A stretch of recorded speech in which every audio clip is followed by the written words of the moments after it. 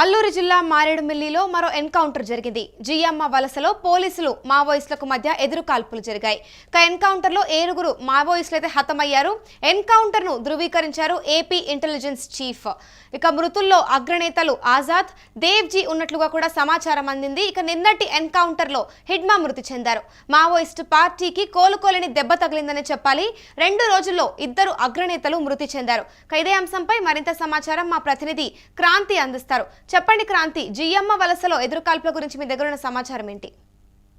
అమూల్య, ఈ రోజు ఉదయం అల్లూరి జిల్లా మారేడుమిల్లి సమీపంలోని జియమ్మగుట్ట వద్ద ఎన్కౌంటర్ జరిగింది. ఈ భారీ ఎన్కౌంటర్ లో 7 నక్సలైట్స్ చనిపోయినట్టుగా కూడా పోలీసులు ధృవీకరించారు. ఏపీ ఇంటెలిజెన్స్ చీఫ్ మహేష్ చంద్ర లాడ్డా ఈ విషయాన్ని స్వయంగా ప్రకటించారు మీడియాకు. అయితే ఈ ఎన్కౌంటర్ లో మావోయిస్టు పార్టీ అగ్ర నాయకుడు ప్రధాన కార్యదర్శిగా ఉన్నటువంటి తిప్పరి తిరుపతి అలియాస్ దేవ్జీతో పాటుగా మరో ముఖ్య నాయకుడు ఆజాద్ కూడా చనిపోయినట్టుగా కూడా సమాచారం అందుతుంది. అయితే ఈ విషయాన్ని ఇప్పటి వరకు పోలీసులు కానీ ఇటు మావోయిస్ట్ పార్టీ కానీ ధృవీకరించలేదు.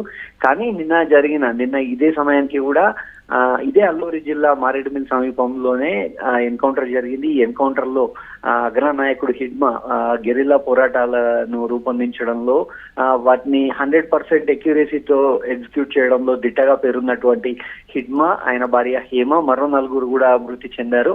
అయితే నిన్ననే పోలీసులు ఒక ప్రకటన అయితే విడుదల చేశారు. హిడ్మా ఎన్కౌంటర్ ప్రాంతం నుండి కొంతమంది నక్సలైట్లు తప్పించుకుపోయారు. వారిని పట్టుకునేందుకు గాను కూంబింగ్ కొనసాగుతుంది అంటూ కూడా నిన్న ఏపీ ఇంటెలిజెన్స్ చీఫ్ మహేష్ చంద్ర లాడ్డా ప్రకటించారు. అయితే ఈ నేపథ్యంలోనే నిన్నటి ఎన్కౌంటర్ కు కూంబింగ్ కు కొనసాగింపుగా జరిగినటువంటి వ్యవహారంలోనే ఈ రోజు ఉదయం ఈ ఎన్కౌంటర్ జరిగినట్టుగా పోలీస్ వర్గాల నుండి సమాచారం అందుతుంది. అయితే ఇక్కడ ఈ ఎన్కౌంటర్ లో చనిపోయిన 7 మాజీ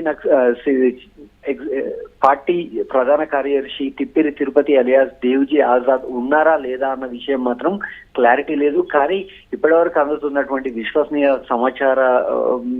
విశ్వసనీయ వర్గాల సమాచారం ప్రకారం ఈ ఎన్కౌంటర్ లో దేవ్జీ కూడా ఉన్నట్టుగా కూడా తెలుస్తుంది. మరి ఇప్పుడు ఏదైతే ఈ ఆపరేషన్లలో మావోయిస్టుల పార్టీకి ఎంత దెబ్బ తగిలిందని పోలీసులు అనుకుంటున్నారు? ఒకవేళ ఈ ఎన్కౌంటర్ లో దేవ్జీ చనిపోయిన విషయం క్లియర్ గా కనుక ఉన్నట్టయితే ఖచ్చితంగా ఇక భారత సాయుధ పోరాట చరిత్రలో ఒక చరిత్ర ముగిసిపోయినట్టుగానే చెప్పొచ్చు. ఎందుకంటే 1969 నుండి జరిగినటువంటి ఈ నక్సల్బరీ పోరాటం కావచ్చు, ముఖ్యంగా ఏపీలో ఇటు ఉమ్మడి ఆంధ్రప్రదేశ్ లో అప్పటి శ్రీకాకుళం పోరాటం నుండి మొదలు పెడితే ఇక్కడ తెలంగాణలో ఉన్నటువంటి పరిస్థితులు, తెలంగాణలో ఆదిలాబాద్ జగిత్యాల పోరాటాలు, ఇక ఒక రకంగా చెప్పాలంటే ఈ Maoist people's war party Naxalbari ఉద్యమం మొత్తంగా కూడా వాస్తవానికి తుడిచిపెట్టుకపోయినట్టుగానే భావించాలి. ఎందుకంటే సుదీర్ఘ చరిత్ర, ఒక 60 సంవత్సరాల సుదీర్ఘ పోరాట చరిత్ర, ఎన్నో ఒడిదొడుకులు ఎదుర్కొన్నటువంటి చరిత్ర, ఇటు ఆర్ఎస్యుగా విద్యార్థి ప్రస్థానం నుండి కూడా మొదలు పెట్టి ఇక్కడ మరీ ముఖ్యంగా ఈ ఉమ్మడి ఆంధ్రప్రదేశ్ లో కేజీ సత్యమూర్తి కావచ్చు, కేశవరావు, వీళ్ళంతా కూడా మొదలు పెట్టినటువంటి ఈ పోరాటం ఇక చివరి దశ అనే అనుకోవాలి. ఎందుకంటే ఇటు నల్ల ఆదిరెడ్డి, సంతోష్ రెడ్డి, ఇలాంటి ఎంతో మంది, ఆజాద్, మల్లోజుల కోటేశ్వరరావు, వీళ్ళంతా కూడా ఉమ్మడి ఏపీ తెలంగాణ ప్రాంతానికి సంబంధించినటువంటి నాయకత్వమే ఇప్పటికీ కూడా గణపతి కావచ్చు, ఈ తిరుపతి ఈ రోజు చనిపోయేటువంటి దేవ్జీ తిరుపతి స్వస్థలం కూడా తెలంగాణలోని జగిత్యాల ప్రాంతం. ఈ ఎన్నో ఉద్యమాలకు సాయుధ పోరాట వారసత్వాన్ని కొరికిపుచ్చుకున్నటువంటి నాయకులుగా వీళ్ళంతా కూడా ఈ ఉద్యమంలోకి వచ్చారు. మరీ ముఖ్యంగా 1969 తెలంగాణ ఉద్యమం విఫలమైన తర్వాత చాలా మంది విద్యార్థులు ఆర్ఎస్యు రాడికల్ స్టూడెంట్ యూనియన్, అది ఒకప్పటి పీపుల్స్ పార్టీ నక్సలైట్స్ కు సంబంధించినటువంటి విద్యార్థి విభాగంగా ఉంది. వాళ్ళంతా కూడా ఇప్పుడు ఉన్నటువంటి గణపతి కావచ్చు, తిరుపతి, నారదాస్ లక్ష్మణరావు, ఈయన ప్రస్తుతం జనజన స్రవంతిలో ఉన్నారు, మాజీ ఎమ్మెల్సీగా ఉన్నారు. తెలంగాణ పోరాటంలో కూడా ఆయన క్రియాశీలక పాత్ర పోషించారు. జర్నలిస్ట్ అల్లం నారాయణ లాంటి వాళ్ళు, అల్లం రాజయ్య లాంటి వాళ్ళు, కూర రాజన్న లాంటి వాళ్ళు వీళ్ళంతా కూడా చిరంజీవి ఇలాంటి వాళ్ళంతా కూడా విద్యార్థి దశ నుండి ఇక్కడ ఉద్యమాన్ని మొదలుపెట్టిన వారు. ఓయూ కేంద్రంగా ఉద్యమాల పురిటిగడ్డగా పేరున్నటువంటి ఉస్మానియా యూనివర్సిటీలో చదువుకొని వీళ్ళంతా కూడా ఉద్యమ బాట పట్టారు. వీరు నిర్మించినటువంటి ఒక పునాదులపైనే ఇటు సాయుధ రైతాంగ పోరాటం స్ఫూర్తితో వీళ్ళు చేపట్టినటువంటి జగిత్యాల జైత్రయాత్ర కావచ్చు, మెట్పల్లి పోరాటాలు కావచ్చు, మరీ ముఖ్యంగా ఉమ్మడి వరంగల్, కరీంనగర్ జిల్లాలు, ఆదిలాబాద్ జిల్లాల్లో ఉన్నటువంటి గిరిజనులను ఏకం చేసి వీరు చేసినటువంటి ఉద్యమమే ఈ రోజు భారతదేశానికి మొత్తంగా కూడా నక్సలైట్ ఉద్యమంగా విస్తరించింది.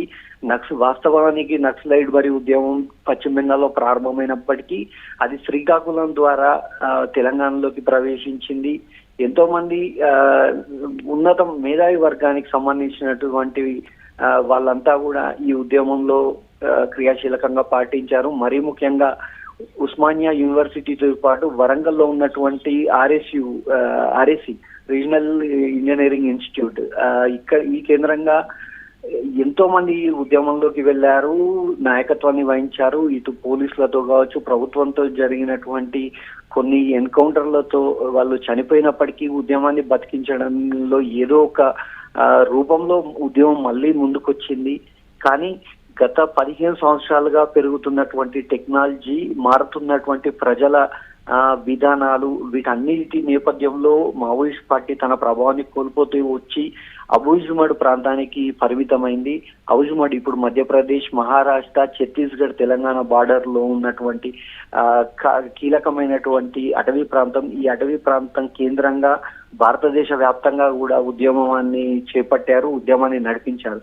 కానీ గత సంవత్సరం నుండి మొదలైనటువంటి ఆపరేషన్ కగార్ ఏదైతే ఉందో, ఈ కగార్ తర్వాత భారీ స్థాయిలో ఇటు నక్సలైట్లను లక్ష్యంగా చేసుకుంటూ భద్రతా బలగాలు, కేంద్ర బలగాలు, సిఆర్పిఎఫ్ బలగాలు పోరాటాన్ని వీళ్ళను అంతం చేయడమే లక్ష్యంగా కూడా ముందుకొచ్చారు. ఈ నేపథ్యంలోనే ఇవాళ ఈ ఎపిసోడ్ జరిగినట్టుగా కూడా చూడాలి. ఎందుకంటే అగ్రనాయకులుగా ఉన్నటువంటి వారంతా కూడా 2015 ఎప్పుడైతే 1969లో ప్రారంభమైనటువంటి ఈ నక్సల్ బరి చరిత్ర 2025తో సమాప్తమైనట్టుగానే భావించాల్సిన పరిస్థితి ఏర్పడింది.